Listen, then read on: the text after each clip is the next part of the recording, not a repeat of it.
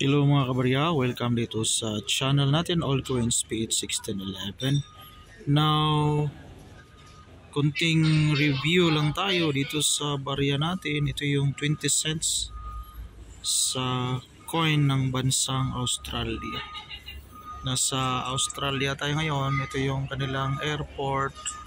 Waiting po tayo sa ating airplane. While waiting, dito tayo may nakuha tayo na kanilang barya. Ito yung tinatawag nila na 20 cents. So year 2002, Queen Elizabeth. So ito naman yung iba, may hawak tayo na apat. So 20 cents pa rin ito, pero ibang year, 1982 naman itong isa. So ito yung kaniyang obverse, iba naman yung kaniyang reverse. While ito namang isa, 1981, same yung una.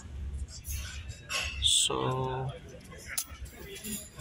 yan po. While ito namang pang-apat is 2006.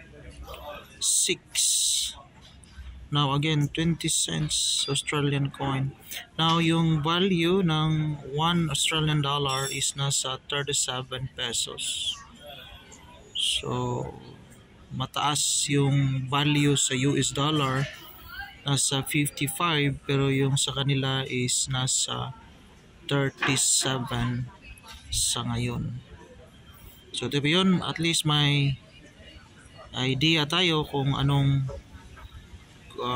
feature, anong kanyang obverse at reverse sa baryang ito. Maraming salamat and God bless.